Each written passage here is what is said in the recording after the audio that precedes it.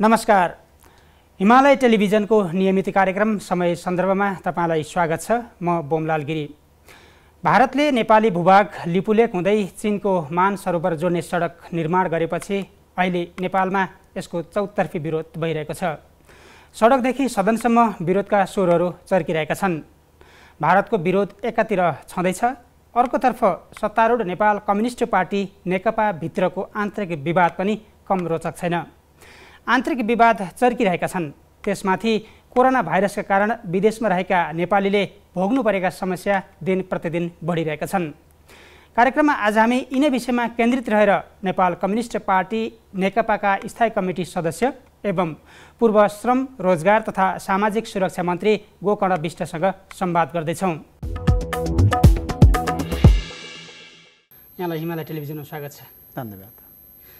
तपाईहरु 20 जनाले हस्ताक्षर गरेर स्थायी कमिटीको बैठक बोलाउन माग गर्नुभयो, तर बहुमत सदस्यले माग गरेको चिज पनि कार्यान्वयन गराउन सक्नु भएन।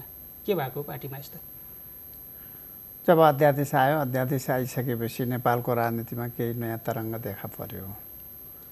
एकातिर कोरोनाको महामारी विश्वव्यापी रूपमा मानव जातिले सामना गरिरहेको छ। आम नेपाली जनताले कोरोनाको सङ्कट सामना गरिरहेका छन्। सम्पूर्ण हिसाबले सरकारले त्यसको व्यवस्थापनमा जनताको जीवन सुरक्षाको लागि लाग्नुपर्ने आवश्यकता छ। अर्कोतिर अनायासै अध्यादेश ल्याएर नेपालको राजनीतिमा जुन प्रकारको जनताको जीवनप्रति सरकार संवेदनशील छैन भन्ने सन्देश दिन खोजियो। यसले नेकपा एमालेको भविष्य, नेपाल कम्युनिस्ट पार्टीको भविष्यप्रति गम्भीर चिन्ता जाग्यो। आम कार्यकर्ताहरूले यो प्रकारले सरकार पार्टी अगाडि बढ्ने हो भने आन्दोलनको भविष्य कता जान्छ प्रश्न उठाए। अनि हामी 20 जना स्थायी कमिटीका सदस्यहरूले त्यो बेला कोरोनालाई सामना गर्नको लागि सिङ्गो पार्टी पङ्क्ति कसरी जुट्न जरुरी छ यो विषयमा पार्टीले समग्र समीक्षा गर्नुपर्छ, पार्टीले कामको योजना बनाउनु पर्दछ। दोस्रो, अध्यादेशले नेपालको राजनीतिमा पारेको प्रभाव, त्यसले नेपालको आन्दोलनमा पारेको प्रभावको सन्दर्भमा समेत पनि समीक्षा गर्नुपर्छ। यी दुईटा विषयको बारेमा गम्भीरता साथ छलफल गर्ने गरी समीक्षा गर्ने गरी बैठक आवश्यक छ।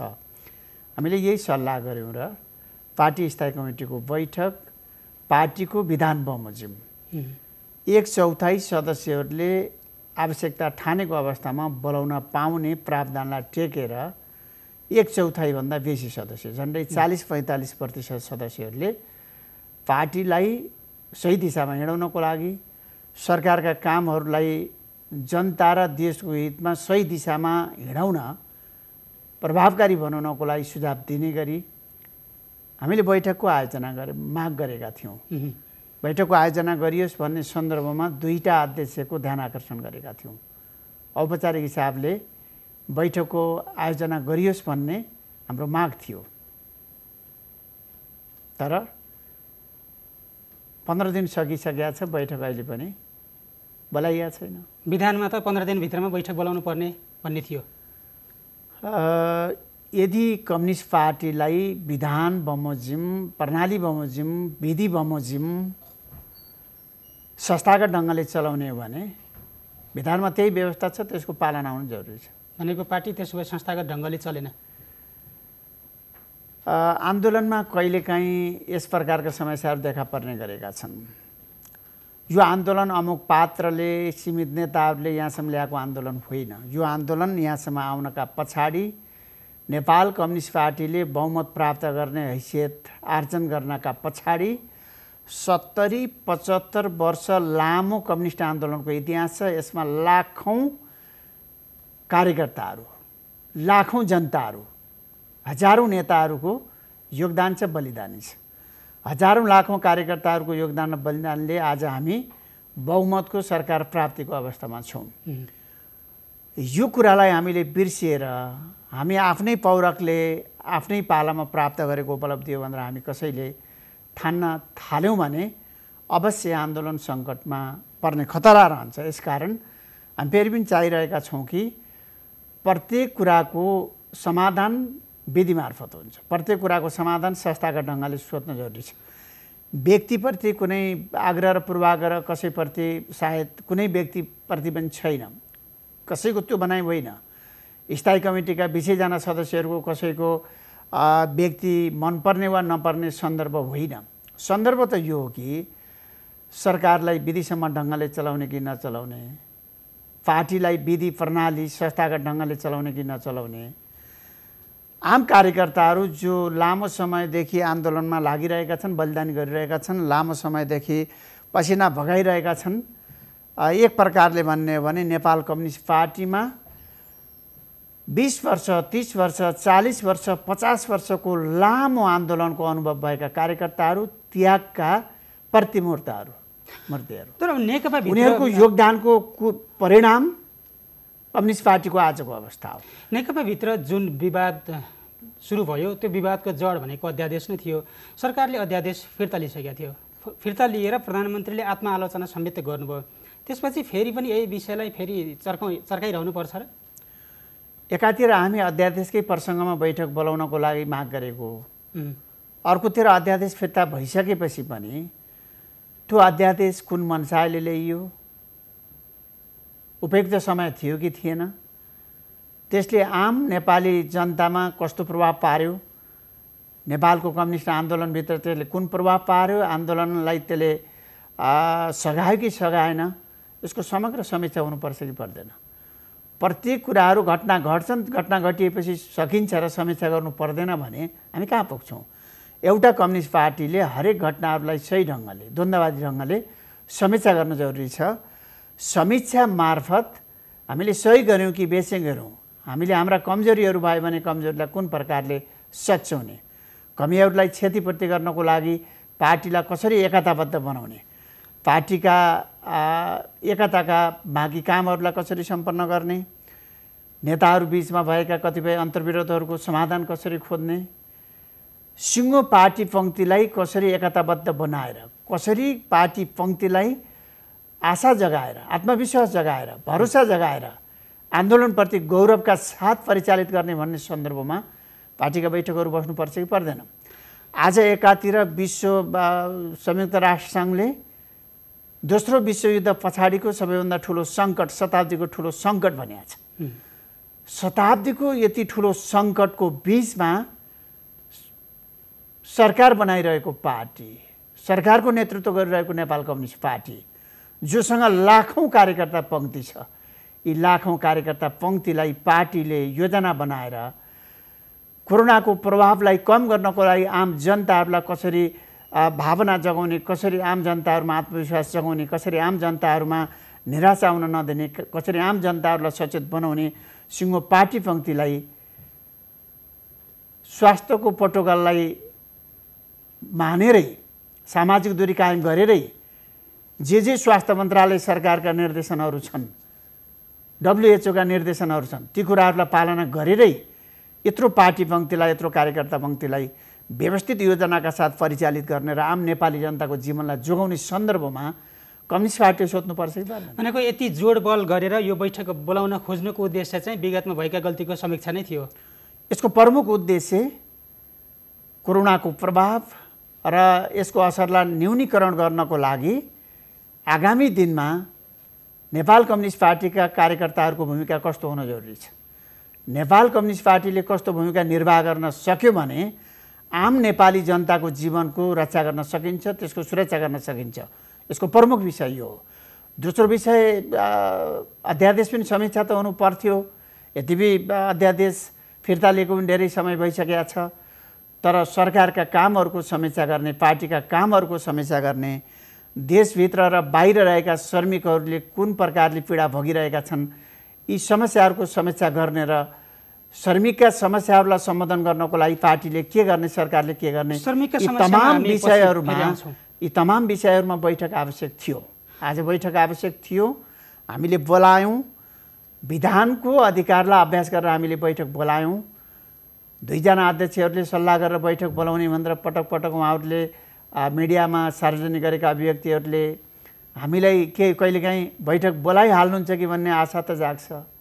तर तर बैठक बोलाउने काम भएको छ। अब विधानमै नेकपाको विधानमा भएको व्यवस्था अनुसार चाहिँ म फेरि पनि तपाईँको टेलिभिजन मार्फत भन्न चाहन्छु, विधान बमोजिम प्रक्रिया पुरा गरेर 40-45% सदस्यहरूले बैठकको माग गर्दा बैठक बोलाइँदैन भने यसले साङ्गठनिक अनुशासनलाई कायम गर्नको लागि सहयोग पुर्याउँछ। यसले नेपाल कम्युनिस्ट पार्टी संस्थागत ढङ्गले चल्याछ भन्ने कुरालाई सन्देश दिन सहयोग पुर्याउँछ। यसले नेपाल कम्युनिस्ट पार्टीले प्रणाली विधि स्थापित गरेका छ र नेताहरू त्यही विधिभित्र चलेका छन् भन्ने कुरालाई सहयोग पुर्याउँछ। हामी त कोही पनि व्यक्तिगत कुराहरूभन्दा माथि उठेर पार्टीगत भावना, संस्थागत भावना, विधि प्रणालीलाई आत्मसात गर्ने यो आन्दोलनमा लाग्यो हो नि त। त्यो विधानले नै भनेको कुरा के भने 1/4 सदस्यले बैठक आह्वान गरेमा बैठक बोलाउन सक्नेछ भन्ने मात्र होइन, बैठक बोलाउनेछ भनेर भनेको छ। यसरी तपाईँहरूले झन्डै 40-45% स्थायी कमिटी सदस्यले बैठक बोलाउँदा पनि बोलाइँदैन भने चाहिँ के हुन्छ? अब तपाईँहरूको भूमिका के हुन्छ? 7 दिन, 10 दिन, 15 दिन, 20 दिन, 1 महिना बैठक ढिलो होला अनुमान गरौँ। एकजना अध्यक्षले अब 2-4 दिनभित्र बैठक बोलाउने भनेर मिडियामा बोलेको कुरो मैले सुनेको थिएँ, त्यो कुरा सही हो भने बैठक छिटो पनि होला। तर मैले सुनेको फेरि सरकार नेकपाकै प्रवक्ताले भनेअनुसार चाहिँ अहिलेको यो बजेट अधिवेशनभन्दा अगाडि बैठक बोलाउने सम्भावना छैन जाला। तर कुनै दिन त बैठक बोलाउनु पर्छ नि, बैठक बोलाइएला। त्यो बैठकमा यी विधानहरू केवल कार्यकर्ताको लागि मात्रै ल्याइएका हुन् कि विधानका प्रावधानहरू कार्यकर्ताहरूले मात्रै पालना गर्नुपर्ने हो कि वा विधान सबैले पालना गर्नुपर्ने हो? अध्यक्षहरू, पार्टीका सचिवालयका सदस्यहरू सबैले पालना गर्नुपर्ने हो कि त्यो सबैको लागि हो? यी विषयहरूमा गम्भीरता साथ छलफल हुनेछ र यही प्रकारको विधानको अवज्ञा गर्ने, बर्खिलाप गर्ने खालको प्रवृत्ति यदि मातहत कमिटीका अध्यक्षहरूले, मातहतका जिम्मेवार व्यक्तिहरूले समेत पनि अवज्ञा गरे भने के पार्टी चल्छ? पार्टी सही ढङ्गले चल्छ? यसकारण म फेरि पनि भन्दैछु कि विधिको कार्यान्वयन गर्ने, पार्टीलाई प्रणालीबाट चलाउने, पार्टीलाई सामूहिक ढङ्गले सञ्चालन गर्ने र सामूहिक योगदानको प्रतिफल आज हामीले प्राप्त गरेको उपलब्धि हो भनेर त्यो ढङ्गले महसुस गर्ने सन्दर्भमा जबसम्म पार्टी नेतृत्व सही ढङ्गले चल्दैन तब कहिलेकाहीँ साङ्गठनिक अराजकता आउन सक्दछ। हामी त इमान्दार कार्यकर्ता हौँ, यसकारण विधानको व्यवस्थालाई टेकेर बैठक बोलाउने माग गऱ्यौँ र पहिलोपटक आज म बोल्दैछु मिडियामा, पहिलोपटक बोल्दैछु। मैले 15 दिनभित्र बैठक बोलाउने गरी पार्टीले विधानमा व्यवस्था गरेको छ। त्यो विधान बमोजिम हामीले बैठकको माग गरेका छौँ। बैठक बोलाइने छ, चाहे अध्यादेशको बारेमा होस्, चाहे सरकारको कामको बारेमा होस्, चाहे पार्टीका समग्र काम हुन्, चाहे श्रमिकहरूले पाएका शास्ति पीडाका सन्दर्भमा होस्। म बैठकभित्र गम्भीरता साथ उठाउने छु, तर बैठकभित्र भनेर भनेको थिएँ। यद्यपि म बाहिर फेरि पनि छताछुल्ला आफ्ना अभिव्यक्तिहरू दिन चाहँदैन, तर आज 15 दिन काटिसकेपछि कहीँ न कहीँ आफ्ना भावनाहरूलाई प्रतिबिम्ब गर्ने हिसाबले प्रसङ्गवश तपाईँले सोध्नुभयो, म आज भनिरहेको छु, म आज पनि दोहोऱ्याउन चाहन्छु। पार्टी संस्थागत ढङ्गले चल्नुपर्दछ, पार्टी विधिले चल्नुपर्दछ, पार्टी प्रणालीले चल्नुपर्दछ। यदि पार्टीलाई, आन्दोलनलाई संस्थाले, विधिले, प्रणालीले, विचारले, दृष्टिकोणले गाइड गर्न सकिएन भने आन्दोलनमा समस्या आउन सक्दछ। यसकारण कतै यसतर्फ संवेदनशीलता जाहेर नगरेर नेतृत्वबाट यो प्रकारको त्रुटि, लापरवाही, समस्या त पैदा भइरहेको छैन। कार्यकर्ताले उठाइरहेका छन्, यसको जवाब अवश्य नेताहरूले दिनुपर्ने। नेकपाभित्र 2 जना अध्यक्ष हुनुहुन्छ, सचिवालयले गर्छ धेरै यसो निर्णयहरू, सचिवालयमा 9 जना सचिवालय सदस्यहरू हुनुहुन्छ। अहिलेको यो अवस्था आउनुमा मुख्य जिम्मेवार कसलाई देख्नुहुन्छ? एउटा त मुख्य जिम्मेवार त फेरि पनि नेतृत्व हो, पार्टी अध्यक्षहरू नै हो, त्यसपछि सचिवालयका कमडाहरू पनि हो। 2 जनाको समान भूमिका छ अथवा कस्तो देख्नुहुन्छ? होइन, कहिलेकाहीँ कार्यकर्ताहरूका अधिकारहरू खोज्नको लागि, आफूलाई लागेका कुराहरूको निर्णय गर्नको लागि 2 जनाको बिचमा बेला बखतमा सहज ढङ्गले सहमति पनि हुने गरेको छ। तर पार्टीलाई विधान बमोजिम चलाउनको लागि उहाँहरूको बिचमा सहमति देखिँदैन। यसकारण उहाँहरूका बिचमा के समस्या छन् त्यो उहाँहरूले आपसमा मिलाउने कुरा हो। तर हामी यही चाहन्छौँ कि पार्टीलाई विधान बमोजिम, पार्टीलाई प्रणाली बमोजिम, पार्टीलाई विधि बमोजिम सञ्चालन गर्नुपर्दछ।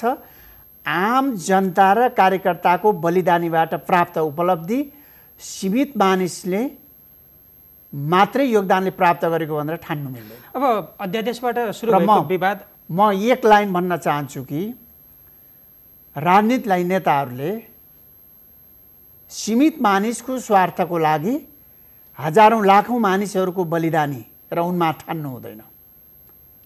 हजारौं लाखौं करोडौं मानिसहरूको स्वार्थको लागि, हितको लागि केही सीमित मानिसहरूको त्याग र बलिदानीको रूपमा आत्मसात गर्नुपर्दछ, तर उल्टो भएको छ। अब अध्यादेशको कुरासँग जोड्दाखेरि त प्रधानमन्त्रीले अध्यादेश ल्याउनु भयो, त्यो सकिगयो। स्थायी कमिटीको बैठक बोलाउने सन्दर्भमा अध्यक्ष प्रचण्ड र केपी शर्मा ओली दुवैको समान भूमिका छ। दुवैले नचाहेर यो बैठक नबोलाइएको हो अथवा त्यसमा अरू कुनै स्वार्थ छ कि के देख्नुहुन्छ? होइन, के कुरा छ त्यो उहाँहरूले गम्भीरता साथ सचिवालयमा प्रष्ट कुरा गर्नु पर्यो। भित्र जे कुरा छ बाहिर पनि त्यही प्रकारको अडान राख्नु पर्यो सबै नेताहरूले। भित्र एउटा कुरा बाहिर अर्को कुरा हुनु भएन। सबै नेताहरूका भित्री र बाहिरी कुराहरू एकै खालका हुनु पर्यो, नम्बर 1।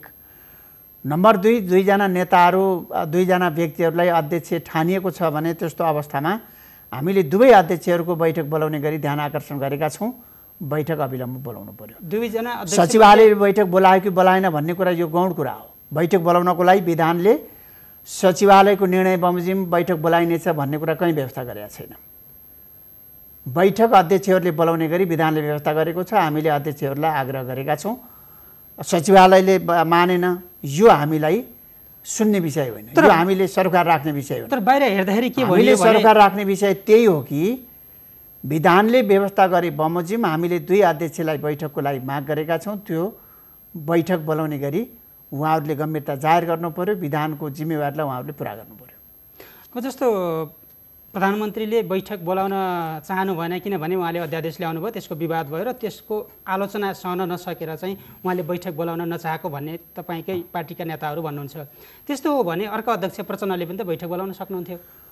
होइन, म तपाईँले अहिले भनेका प्रसङ्गतिर म जान चाहँदैन, तर सन्दर्भ यति मात्रै हो कि चाहे सरकार होस् चाहे पार्टी होस्, हरेक कामहरूको समीक्षा पार्टी कमिटीभित्रै हुने गर्दछ र हरेक नेताहरूले ती पर्याप्त विचारहरूलाई सुन्ने, समीक्षा गर्ने र कमजोरीलाई सच्याउने र के अस्पष्टता छन् भने चित्तबुद्ध जवाब दिने, औचित्यपूर्ण जवाब दिने र पार्टीलाई एकताबद्ध बनाउने र सरकारका कामलाई प्रभावकारी बनाउने हिसाबले सोध्नु नै दूरगामी हिसाबले उपयुक्त हुन्छ। आलोचना आउने कुरा त स्वाभाविकै हो। व्यक्तिका बारेमा आलोचना आउँछ, कमिटीभित्र आलोचना आउँछ, पार्टीको नेतृत्वको बारेमा आउन सक्छ, सरकारको बारेमा आउन सक्छ। ती सबै कुराहरूलाई नेतृत्वले सुन्न तयार हुनुपर्दछ। अब तपाईँहरूले 20 जना जसले हस्ताक्षर गर्नुभयो, तपाईँहरू अहिले एक ठाउँमा हुनुहुन्छ, त्यो तपाईँहरूको भूमिका संसदमा पनि त्यस्तै हुन्छ कि अथवा अलि फरक ढङ्गले प्रस्तुत हुनुहुन्छ संसदमा? होइन, यो 20 जनाको भूमिका संसद भन्ने होइन। हामीले पार्टी स्थायी कमिटीको बैठक बोलाउने र त्यहाँ संस्थागत ढङ्गले आफ्ना विचारहरू राख्ने, आफ्ना भावनाहरू राख्ने गर्ने बैठक बोलाएको। बैठकको औचित्यको बारेमा मैले भनिसकेँ।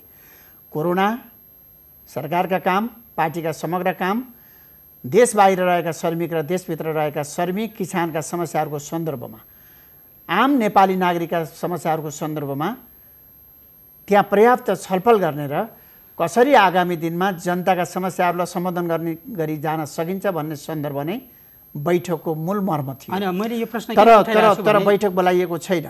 त्यो बाहेक संसदमा त हरेक सांसदहरू देश र जनताको हितमा आफ्ना भावनाहरू व्यक्त गर्न र सरकारका कमीहरूलाई ध्यान आकर्षण गर्न, सरकारका कामहरूलाई प्रभावकारी बनाउन, देश र जनताको हितलाई प्रतिबिम्ब गर्नको लागि संसदमा आवाज उठाउनको लागि प्रत्येक सांसदहरू बेग्ला बेग्लै इकाइको रूपमा जिम्मेवार हुन सक्दछन्, किनकि उनीहरूको निर्वाचन क्षेत्रप्रति दायित्व छ, निर्वाचन क्षेत्रका जनताप्रति उनीहरूको जवाबदेहिता छ। तर प्रधानमन्त्रीले हिजो आफ्ना सांसदहरूलाई लिखित निर्देशन दिएर के भन्नुभएको छ भने समान रूपले एकरूपता, पार्टीमा एकरूपता हुने गरी अभिव्यक्ति दिनुहोला भनेर भन्नुको मतलब चाहिँ उहाँलाई कतै डर छ कि मेरो बढी आलोचना हुने हो?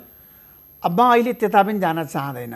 होइन, उहाँले जारी गरेको व्हिप सांसदहरूसँग आउला बिस्तारै, त्यसमा के लेखिएको छ त्यो मलाई थाहा छैन। त्यो आउला। म अहिले त्यतातिर जान चाहदैन, तर म यति मात्रै भन्न चाहन्छु कि आफ्नो निर्वाचन क्षेत्रका जनताप्रति निर्वाचित प्रतिनिधिहरू जवाफदेही हुन्छन्, जिम्मेवार हुन्छन्। जनताका समस्याहरूलाई निर्वाचित प्रतिनिधिले संसदमा प्रतिबिम्ब गर्ने, सरकारका कामहरूलाई देश र जनताको हितमा प्रभावकारी बनाउन सहयोग गर्ने भूमिका खेल्ने कुरा त हरेक सांसदहरूको कर्तव्य हो। अब अलिक फरक प्रसङ्ग जोडौँ। तपाईँ त श्रम मन्त्री भएर राम्रो काम गर्दा गर्दै बहिर्गमनमा परेको मन्त्री भनेर पनि भनिन्छ। यति बेला कोरोना भाइरसका कारण श्रमिक वर्गहरू विभिन्न खाडी मुलुकहरूमा अल्पत्र अवस्थामा परेका छन्। कतिपयले उद्धार गर्नको लागि आग्रह गरिरहेका छन्। तिनीहरूलाई तपाईँको भनाइ के हुन्छ? अब बहिर्गमन परेको प्रति मलाई कुनै गुनासो छैन, किनकि प्रधानमन्त्री पद्धति भएको हाम्रो मुलुकमा प्रधानमन्त्रीले मन्त्री राख्ने र फेर्ने कुरा उहाँको अधिकार हो। यद्यपि पदलाई पश्चिमा लोकतन्त्रमा समेत पनि, वेस्टर्न डेमोक्रेसीमा समेत पनि पदलाई विशेषाधिकारसँग जोड्ने गर्दैनन्। पदलाई जिम्मेवारीसँग, जवाफदेहितासम्म, आफैले निर्वाह गर्ने कर्तव्यसँग जोड्ने गरी नै बुझ्ने गर्दछन्, जोडेर नै बुझ्ने गर्दछन् धेरै देशहरूमा। नेपालको सन्दर्भमा म प्रवेश गर्न चाहँदैन। प्रधानमन्त्री पद्धतिमा मन्त्री राख्ने फेर्ने यो प्रधानमन्त्रीको अधिकारको कुरा हो। पार्टीमा संस्थागत ढङ्गले निर्णय हुन नसकेको अवस्थामा यसप्रति मेरो कुनै गुनासो छैन। यो विषय धेरै पुरानो भएको छ, यतातिर म जानै चाहँदैन, म फर्किनै चाहँदैन। म बिल्कुल खुसी छु। म बाहिर आएर जे भूमिका निर्वाह गर्न कोसिस गरिरहेको छु, म बिल्कुल खुसी छु। ममा कुनै दुःख गुनासो भनाइ केही छैन। यता म जान चाहँदैन। म च्याप्टर क्लोज गर्न चाहन्छु यो विषयको। तर जहाँसम्म यति बेला श्रमिकका समस्याहरूको सन्दर्भ छ, देशभित्र लाखौँ श्रमिकहरू यति बेला जोखिममा छन्। आज काम गर्यो, आज खायो, काम गर्न पाएन, खान पाएन। यो प्रकारको अत्यन्त गरिबी र अभावमा बाँचिरहेका श्रमिकहरूको जीवन अत्यन्त अप्ठ्यारोमा छ, जोखिममा छ, कठिनाइमा छ। यो अवस्थामा श्रमिकको जीवनलाई आधार दिने गरी, राहत दिने गरी, सहारा दिने गरी देशभित्रका श्रमिकहरूलाई पनि सरकारले त्यही प्रकारले प्याकेज ल्याउनु पर्दथ्यो। अपेक्षाकृत त्यो हुन सकिरहेको छैन। लाखौँ श्रमिकहरू जो नियमित रोजगारीमा थिए उनीहरू आंशिकमा बदलिने, आंशिक रोजगारी भएकाहरू बाहिर आउने, खास गरी अनौपचारिक क्षेत्रमा रहेका श्रमिकहरू रोजगारीबाट बाहिरिने जोखिम देखा पर्दैछ। यति बेला आईएलओले संसारभर 2.7 बिलियन श्रमिकहरूलाई रोजगारले कुनै न कुनै हिसाबले प्रभाव पार्छ भनेर अनुमान गरिरहेको छ। झन्डै 2 अरब 70 करोड जनसङ्ख्यालाई रोजगारीको प्रभाव पर्छ भनिरहेको छ। त्यसमध्ये झन्डै 90% भन्दा बेसी अनौपचारिक क्षेत्रमा काम गर्नेहरूलाई रोजगारीमा प्रभाव पर्छ भनेर उसले अनुमान गरिरहेको छ। नेपालको सन्दर्भमा पनि श्रम सर्वेक्षण प्रतिवेदन अनुसार 2018 को प्रतिवेदन अनुसार 86.4% श्रमिकहरू अनौपचारिक क्षेत्रमा छन्। अहिले पनि हामीसँग समय अलि थोरै छ। यस्तो अवस्थामा एकातिर श्रमिकहरूको रोजगारीलाई प्रभाव पर्ने कुरा त सधैँ छ, गम्भीर प्रभाव पर्ने स्थिति देखिन्छ। यसबाट श्रमिकको जीवनलाई जोगाउनको लागि सरकारले गम्भीरता साथ भूमिका खेल्नुपर्नेछ। अर्कोतिर विदेशमा रहेका श्रमिकहरू जो करार अवधि सकिएका छन्, जो आम माफीमा भाग लिएका छन्, जसको भिजिट भिसाको म्याद सकिएको छ, विभिन्न कारणले रोजगारीबाट उनीहरू बाहिरिएका छन्, मुक्त भएका छन्, वा उनीहरू अरू हिसाबले अस्वस्थ भएका छन्। कतिपय अवस्थामा गन्तव्य मुलुकले जबरजस्ती देश छोड्नको लागि अमानवीय ढङ्गले निर्देशन दिएको छ। यस्तो अवस्थामा वैदेशिक रोजगारीमा गएका लाखौँ नेपाली श्रमिकहरू अलपत्र छन्। अत्यन्त पीडाका साथ उनीहरू बाँचिरहेका छन्। यस्तो अवस्थामा उनीहरूलाई देश ल्याउन नसक्ने अवस्थासम्म उनीहरूको खाने बस्ने व्यवस्था गर्ने, द्विपक्षीय करारलाई जबरजस्ती गन्तव्य मुलुकमा एकपक्षीय हिसाबले खारेज गर्ने, रद्द गर्ने जुन प्रकारले घटनाहरू देखा परेका छन्, सरकारले नियोगहरूलाई गम्भीरता साथ परिचालन गरेर एकपक्षीय करार भङ्ग गर्ने कुरालाई रोक्ने, यो सन्दर्भमा सरकारको भूमिका प्रभावकारी हुनु जरुरी छ। तपाईँले एउटा फेसबुक स्ट्याटस लेखेर पनि विदेशमा रहेका श्रमिकहरू समस्यामा छन् र सरकार जिम्मेवार भएन भनेर भन्नुभएको थियो। अब ठ्याक्कै भनिदिनुहोस्, सरकारले यो अवस्थामा मुलुकमा भएका श्रमिकहरूको लागि के गर्नु पर्यो? देश बाहिर रहेका श्रमिकहरूको सन्दर्भमा सरकारले ल्याउनको लागि ल्याएर यहाँ बरु नेपालभित्र क्वारेन्टाइनमा राख्न सकिन्छ, ल्याउने कुराको लागि योजना बनाउनु पर्यो। ल्याउन नसक्दासम्म खाने बस्ने कुराको राहत गर्न पर्यो, त्यसको व्यवस्थापन गर्न पर्यो। एकपक्षीय करार भङ्ग गर्ने जुन प्रकारका अवस्थाहरू घटनाहरू देखा परेका छन् त्यसलाई रोक्नको लागि अन्तर्राष्ट्रिय कानुन विरुद्ध छ भन्ने कुरालाई नेपाल सरकारले गम्भीरता साथ गन्तव्य मुलुकसँग संवाद गर्नु पर्यो। गन्तव्य मुलुकमा एकजना नेपाली श्रमिक, एकजना नेपाली व्यक्ति मात्रैले पनि पीडा भएको छ, दुःख पाएको छ भने त्यसको उद्धारको लागि, सहयोगको लागि सरकारले गम्भीरता साथ पहल गर्नु पर्यो। उनीहरूको लागि सरकार छ, सरकार अभिभावकको भूमिका खेलिरहेको छ, सरकारले गम्भीरता साथ लिइरहेको छ भन्ने कुरा व्यवहारमा अनुभूति दिनु पर्यो। अब सरकारले आकलन गरे अनुसार अहिले झन्डै 4 लाख नेपालीहरू स्वदेश फर्कन चाहन्छन्। ती 4 लाख नेपालीहरूलाई ल्याइसकेपछि तिनीहरूलाई व्यवस्थापन गर्न सकिँदैन अथवा खर्च बढी हुन्छ भनेर पो सरकारले त्यो आँट गर्न नसकेको हो कि? जनताको जीवनसँग पैसाको सौदाबाजी हुन सक्दैन। खर्चको अभावमा नेपाली नागरिकहरू विदेशको भूमिमा अलपत्र पर्न मिल्दैन। नेपाली श्रमिकको जीवन विदेशी भूमिमा जोखिममा रहन मिल्दैन। वैदेशिक रोजगारीमा जाने युवाहरू जसले रगत पसिना बगाएर नेपालको अर्थतन्त्रलाई टेवा पुर्याएका छन्, नेपाली समाजलाई सेवा पुर्याइरहेका छन्, नेपाल राष्ट्रलाई समृद्ध बनाउनको लागि अहोरात्र खटिरहेका छन्, आज उनीहरूको जीवन जोखिममा छ भने उनीहरूलाई पैसाको आधारमा व्यवहार गर्न मिल्दैन। म सरकारको ध्यान गम्भीरता साथ आकर्षित गर्न चाहन्छु। मलाई आशा छ सरकारले गम्भीरता साथ लिएको होला, लिनेछ। तर जेसुकै अवस्थामा भए पनि सरकारले विदेशमा रहेका श्रमिकहरूको सन्दर्भमा होस् वा नेपालभित्र रहेका श्रमिक र आम नेपाली नागरिकहरूको सन्दर्भमा होस्, उनीहरूको जीवनलाई सुरक्षा गर्ने, जीवनलाई जोगाउने, उनीहरूको जीवनलाई बचाएर मुलुकलाई अगाडि बढाउने सन्दर्भमा गम्भीरता साथ आफ्ना भूमिकालाई केन्द्रित गर्नु जरुरी छ। यसतर्फ म सरकारको ध्यान आकर्षित गर्न चाहन्छु। हुन्छ, समय र विचारका लागि यहाँलाई धेरै धेरै धन्यवाद। धन्यवाद यहाँलाई पनि बमलालजी, यहाँ र टेलिभिजनलाई म फेरि पनि धन्यवाद दिन चाहन्छु। आज हामीले सत्तारूढ नेकपाको आन्तरिक विवाद र विदेशमा रहेका नेपालीलाई उद्धार गर्न सरकारले के गर्नुपर्छ, के गरिरहेको छ भन्ने विषयमा केन्द्रित रहेर कुराकानी गऱ्यौँ। यसका साथै आजका लागि कार्यक्रम समय सन्दर्भको समय सकिएको छ। भोलि नयाँ विषयवस्तु र अतिथिका साथ उपस्थित हुने नै छौँ। आजको कार्यक्रमबाट बोमलाल गिरी बिदा हुन्छु।